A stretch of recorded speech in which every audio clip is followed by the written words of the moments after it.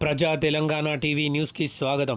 జగిత్యాల పట్టణ ఆర్య వైశ్య సంఘం నూతన భవన ప్రారంభోత్సవ కార్యక్రమంలో పాల్గొన్నారు పట్టభద్రులు ఎమ్మెల్సీ జీవన్ రెడ్డి గారు మరియు నిజామాబాద్ పార్లమెంట్ సభ్యులు ధర్మపురి అరవింద్ గారు, జగిత్యాల శాసనసభ్యులు డాక్టర్ సంజయ్ కుమార్ గారు, జగిత్యాల మున్సిపల్ చైర్పర్సన్ అడవాల జ్యోతి లక్ష్మణ్ గారు, మాజీ చైర్పర్సన్ గారు, వైస్ చైర్మన్, వివిధ హోదాలో ఉన్న నాయకులు పాల్గొన్నారు.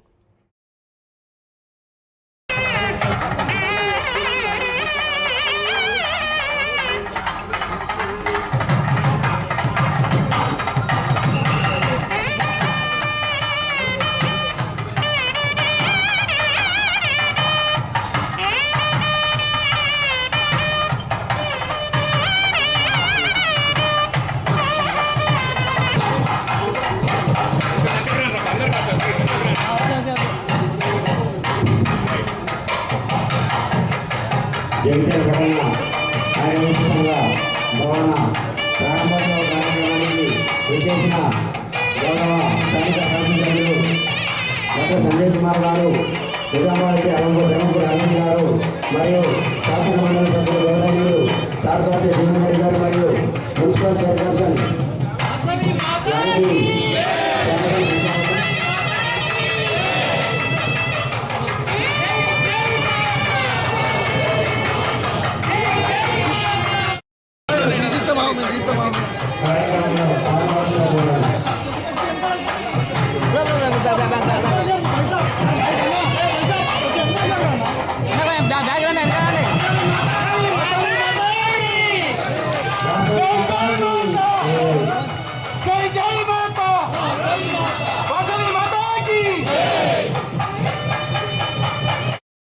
మన ముఖ్య అతిథులను అధ్యక్షులు, గౌరవ అధ్యక్షులు, ప్రధాన కార్యదర్శి గారు వీరిని శాలువతో సత్కరించి మెమోంటో అందజేయవలసిందిగా కోరుతా ఉన్నాను.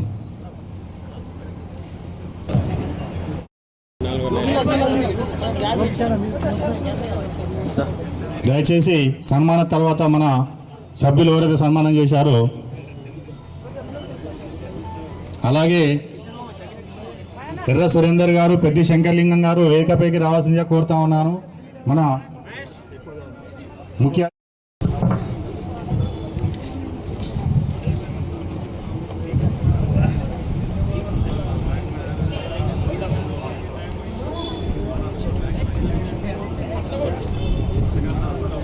ఓపెన్ ల్యాండ్ అయిపోయిన తర్వాత ఈ వైశ్యులకు ఏదో సర్వాధికారాలు వచ్చినట్టు వచ్చిందండి.